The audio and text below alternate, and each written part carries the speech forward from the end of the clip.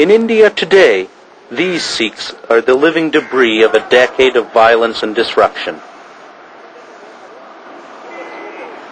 Their children are the orphans of history.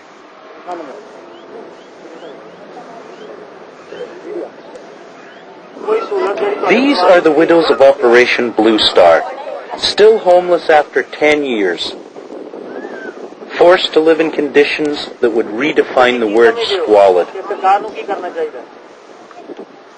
This shantytown cum refugee camp is rarely seen by Westerners. In India, all filming is censored by the government. These sequences were shot by a home video camera.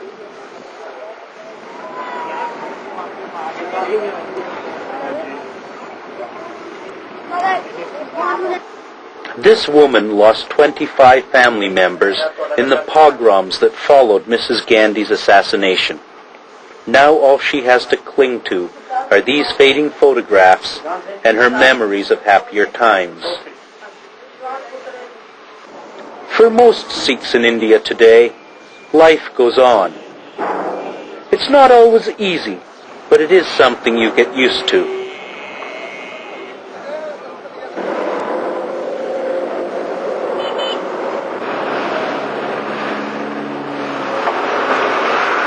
In London, Yvonne Terlinger, although thousands of miles away, is very close to the suffering in Punjab. She is the head of Amnesty International's India Bureau. For years, she's worked to help illuminate the Indian government's long history of human rights violations, a subject she is very familiar with. Well, if you talk about Punjab, it is a long-standing pattern of serious human rights violations. They include the arbitrary arrests of thousands and thousands of people who are held for years without trial. You talk about torture, which is routine, but you also talk about gravest human rights violations, which are routine extrajudicial executions and disappearances, in quotation marks. 2 years ago, we published a report describing allegations of torture, rape, and death in custody, and that showed that serious custodial violence is a day-to-day event in every part of India. So, as far as we are concerned, the situation is a serious one. I'm afraid they are the tip of an iceberg. The allegations that we have described here are only the ones that reach us. Very few cases actually reach an outside organization which is not allowed, or which hasn't been allowed, I should say, up until recently, to enter India at all, to look for, to investigate the situation on the ground. So, in that sense, the information is already restricted. We have asked the Indian government, first of all, to investigate the over 200 cases of disappearances which we have documented in this report. If we say disappearances, we mean that people have been taken away by the police and the security forces, never to be seen again, and government denying any responsibility for their fate or whereabouts. We haven't received any response that the government is going to do that, nor has the government responded to any of the detailed recommendations that we have made, which could prevent disappearances and other grave human rights violations in Punjab and elsewhere in India. At this picturesque University of Berlin hospital, behind its rustic beauty and ivy-covered walls, there is a place where true horror is relived.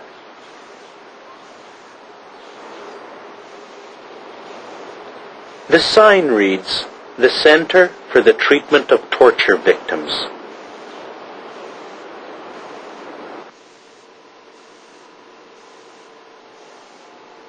Dr. Sepp Grusner was one of the clinic's founders.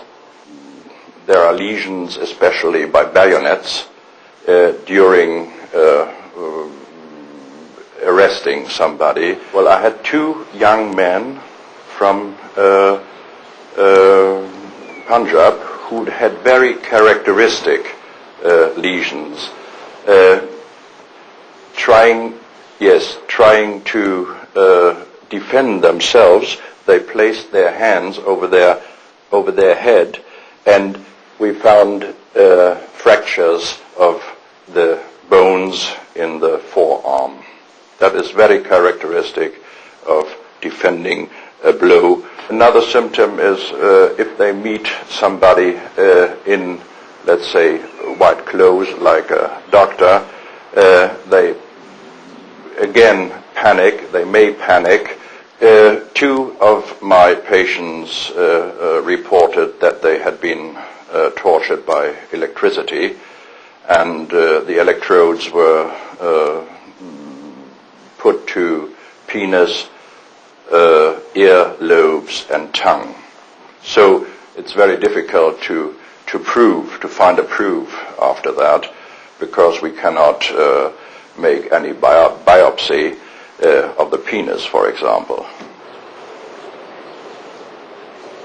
This man is one of Dr. Grussner's patients. While a student, he was severely tortured by the security forces in Punjab, although he denies ever committing any wrongdoing.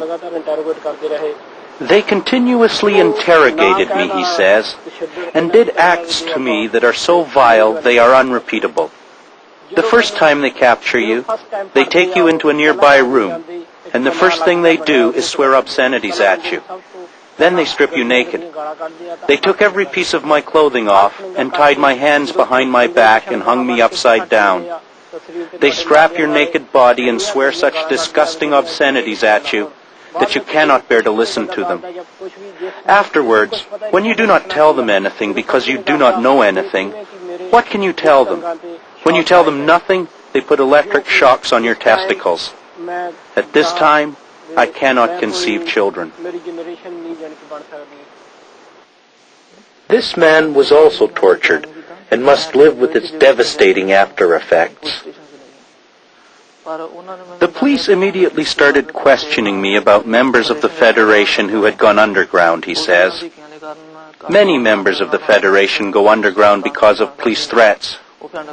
They used torture to question me. They disrobed me. They took all of my clothes off, from A to Z, including my underwear. They took my hands and tied them behind my back with a rope, and hung me on a hook on the wall. After hanging me, they took steel rods and struck me on the knees and ankles. In this manner, they would hang me. When I passed out, they would take me down, and then they would hang me up again when I regained consciousness, and question me more. What could I tell them? I did not know where the underground people were. The three of them also have an electrical machine. It is like a battery.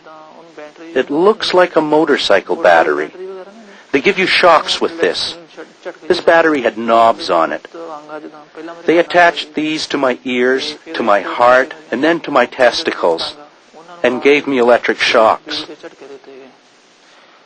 Then they sat me down, and one man grabbed me from behind, by my hair. They straightened out my legs. One fellow was pulling me from behind. Two of them pulled my scrotum apart. As I lost consciousness, they would stop. This is the system they used from June 14 to July 6 on me. About 22 to 23 days of torture. Lord Avery is one of Britain's foremost human rights advocates. Well, disappearances started in Latin America. We remember them from Argentina in 1976. And in fact, the phrase desaparecidos was used to describe this phenomenon. It was something that came out of Latin America, and you didn't see it anywhere else in the world. But now, the technique of making people disappear has been extended to the subcontinent, and in particular to India. And I would say that the trouble is with India that because she has a superficially democratic system, she becomes immune from criticism in the international community. But the scale of these disappearances, the scale of the extrajudicial killings, and of the unlawful detentions without trial or without access to lawyer are on a very large scale indeed, and they cannot be allowed I think, to stand comparison with any other country in the world.